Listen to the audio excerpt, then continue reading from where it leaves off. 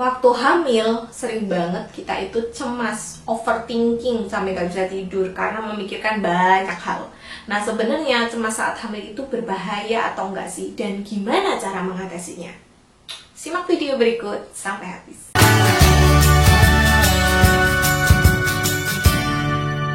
Selamat datang di Kriwi Life, ngobrolin kesehatan bareng aku, Bidan Oni. Hari ini kita akan ngomongin kecemasan saat kehamilan. Apalagi di era pandemi ya, jadi semakin overthinking, semakin cemas. Nah, ini tuh sebenarnya bahaya nggak sih buat ibu hamil gitu. Nah, cemas sendiri itu sebenarnya adalah suatu perasaan yang memang dianugerahkan Tuhan kepada kita supaya kita itu jadi lebih waspada, kita itu lebih hati-hati, kita itu lebih mawas diri, kita bisa merencanakan sesuatu. Karena ketika kita merasakan cemas, itu berarti kita merasa, wah ini ada yang nggak beres nih, wah jangan-jangan nanti bakalan kejadian seperti ini nih. Terus akhirnya kita cemas gitu. Bayangin kalau kamu nggak punya rasa cemas gitu, jadi kayak santai terus gitu. Kita jadi leno, kalau bahasa Jawa ya bahasa Indonesianya terlena, ku terlena. Jadi karena kita terlena, kita kayak gampangin gitu loh. Jadi kita nggak bersiap-siap, kita nggak waspada, kita nggak hati-hati, dan itu kan bisa memberi pengaruh buruk gitu. Jadi sebenarnya cemas itu nggak apa-apa, asal tidak berlebihan.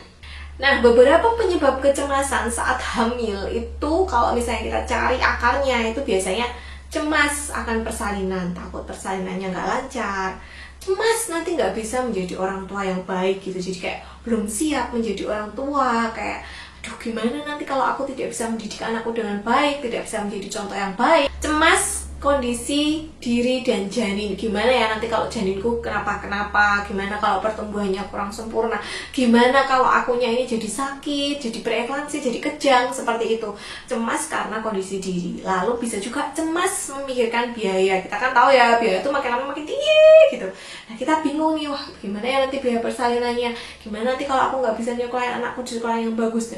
Cemas gitu. Dan ada juga karena pengaruh fisiologis, jadi bawaannya si hamil ini, yaitu karena perubahan hormonal. Jadi perubahan hormonal ini sering banget ya kita jadikan kambing hitam, tapi memang ini penyebabnya gitu. Jadi karena ada estrogen dan progesteron yang di dalam tubuh kita ini naik turun dalam rangka menyiapkan kita sebagai ibu, menyiapkan kita persalinannya nanti. Nah, ini berpengaruh terhadap mood swing kita. Jadi kayak kita bahagia, terus habis itu sedih, overthinking. Nah, itu bisa karena perubahan hormonal.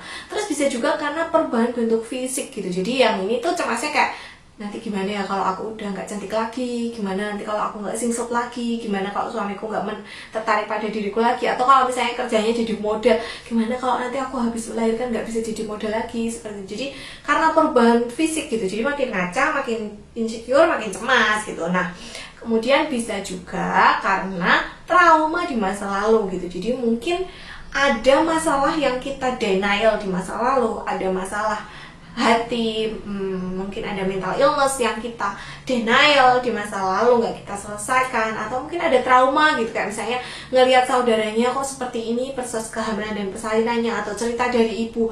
Nah, itu trauma itu akhirnya terkumpul menjadi satu, terakumulasi, dan akhirnya membuat kita jadi super duper cemas. Lalu apa sih tanda-tandanya kalau cemas kita itu udah mulai berlebihan, sudah lebay gitu? Tanda-tandanya adalah misalnya kita jadi sulit berkonsentrasi, kita jadi sulit tidur, terus kita tidak bisa mengontrol rasa cemas, kita cemasnya berlebihan, emosinya naik turun, mudah marah, mudah sedih. Kemudian kita juga bisa mengalami yang namanya panic attack. Kalau panic attack itu serangan panik, itu dia kayak berdebar-debar, gemetar, lalu merasa super duper takut, terus kayak overwhelming banget, stres banget, kayak mau gila gitu. Terus kadang-kadang diikuti kayak susah banget untuk bernafas, jadi tiba-tiba sesak nafas kayak gitu. Nah, itu kalau kalian udah merasakan cemas yang berlebihan itu, sebaiknya kalian segera menemui psikolog atau psikiater. Jadi harus bertemu dengan profesional, atau konsul dulu sama dokter juga nggak apa-apa, nanti biasanya kan dikasih rujukan kalau biasanya memang diperlukan. Kenapa kita harus aware kalau misalnya kita ini cemas berlebihan? Karena ternyata itu bisa berpengaruh terhadap kehamilan kita. Dia bisa menyebabkan resiko preeklamsi meningkat, menyebabkan BPLR, prematur, IUGR, atau pertumbuhan janin di dalam kandungan kita ini jadi tidak maksimal. Lalu, gimana cara mengatasinya? Yang pertama kalian adalah harus jujur dan terbuka. jujur pada diri sendiri, oke, ini kayaknya aku mengalami cemas berlebihan deh, ini udah nggak bener nih, udah yang salah nih. Kemudian terbuka sama pasangannya, sama keluarganya, sama dokternya. Kayaknya aku ini cemasnya mulai berlebihan deh Pak. Gimana kalau misalnya kita periksa? Misalnya kayak gitu. Jadi jangan dipendam dan jangan enggak kok, ini bisa aja. Nanti juga paling kalau aku habis nonton drama Korea nanti aku lupa. Ya, tapi itu kalian hanya lupa sesaat gitu. Jadi memang cemas itu harus dihadapin. Kita cari tahu kenapa sih kok bisa cemas. Dicari solusinya. Bukan malah aku cemas nih, ya udah deh aku mau belanja aja, nanti habis belanja Shopee pasti cemasnya hilang. Itu hanya sementara saja. Yang kedua adalah kalian bisa journaling atau membuat rencana. Jadi kan kalau cemas itu biasanya kan karena kita merasa sesuatu tuh kurang beres. Dengan journaling atau menulis, kita tuh kadang bisa mengeluarkan apa yang selama ini hanya dipikirkan gitu. Jadi kalau kita overthinking, pikirannya tuh kayak ruwet, ternyata kalau ditulis itu tidak seruat itu. Percayalah, karena aku sering sekali melakukannya gitu. Jadi memang aku tipe orang yang suka banget nulis. Dan ketika ruwet, itu aku akan nulis. Bahkan ngambil suatu keputusan, itu aku akan nulis positifnya apa kalau aku mengambil keputusan ini, dan negatifnya apa, dibandingkan, dibaca. Karena kalau cuma dipikir di awang-awang itu kurang nampol lah pokoknya. Jadi mikir terus nanti sudah teralihkan lagi. Tapi kalau kalian nulis itu biasanya bisa terpetakan. Dan kalian juga bisa merencanakan. Misalnya aku takut nih cemas persalinanku kayak apa gimana. Kalian bisa bikin perencanaan persalinan. Aduh aku cemas nih sama biaya. Kalian bisa bikin budgetingnya. Oh nanti untuk persalinan kira-kira segini, untuk kebutuhan biaya segini. Kalian petakan. Jadi kelihatan, oh ternyata butuhnya segini ya. Oh nanti aku akan misalnya nih utang bank sekian juta, jual kalung sekian juta, pinjam sekian juta, nyairin deposito sekian juta. Nah itu terpetakan gitu loh, ada solusinya gitu. Bahkan kadang-kadang ketika kita nulis kita teringat, oh iya ya aku kan punya ini. Oh iya ya kan ada ini gitu. Jadi memang penting banget kalian journaling atau memetakan dan merencanakan ini. Ajak juga suaminya biar nggak cuma sendirian gitu. Percayalah ini akan sangat-sangat membantu. Kemudian hidup sehat. So klasik ya. Tapi memang iya gitu loh. Kalian makan sehat, rajin olahraga, tidur cukup, itu akan ngaruh banget ke mood. Bahkan nanti sampai kalian udah nggak hamil lagi, udah punya anak gitu, udah beraktivitas biasa, olahraga, makan sehat, dan tidur cukup itu akan sangat berpengaruh terhadap kualitas diri. Kenapa? Satu, kalau kalian makan sehat, tubuhmu itu akan sehat dan kamu akan rendah nih rasa bersalahnya. Kita kan wanita ya, sejak zaman dulu itu udah kayak diet gitu, makan gorengan itu jahat, makan junk food itu jahat. Ketika kita makan itu, mau nggak mau nih, suka nggak suka nih, alam bawah sadar kita akan merasa bersalah. Wah aku tadi habis makan Indomie nih. Nah rasa bersalah itu kalau menumpuk jedot gitu. Jadi kalau makan sehat, otomatis kita akan mengurangi rasa-rasa seperti itu, dan tubuh pun akan lebih bugar, lebih fit. Dan kalau fit, kita pasti akan jadi mood untuk mengerjakan banyak hal. Jadi kalau misalnya kita olahraga, itu juga sama, aliran darah ke tubuh kita lancar, kita jadi fit, bersemangat, happy. Wah aku tadi habis olahraga nih, berarti nanti posisi janinku optimal, kaloriku terbakar, udah happy duluan. Kalau happy, maka kita akan senang melakukan banyak hal. Kemudian tidur cukup.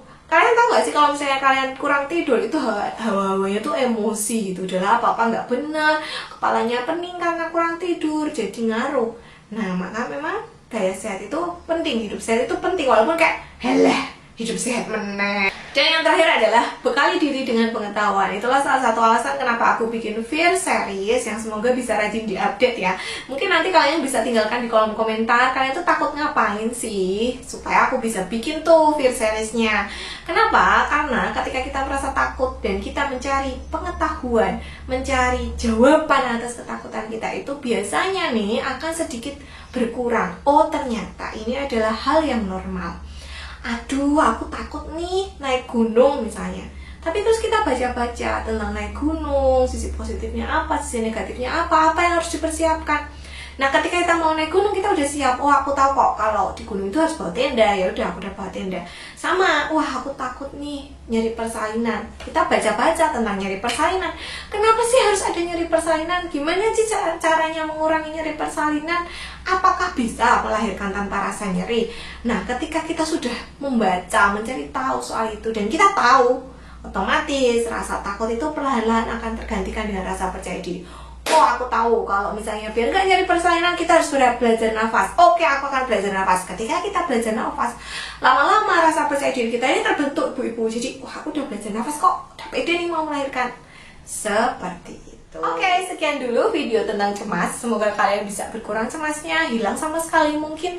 Dan semoga sehat selalu, lancar persalinannya, lancar menyusuinya, sehat kehamilannya. Silahkan tinggalkan pertanyaan, saran, kritik di kolom komentar. Share video ini kalau kalian merasa bermanfaat. Dan bisa follow aku @bidankriwil. Sampai jumpa!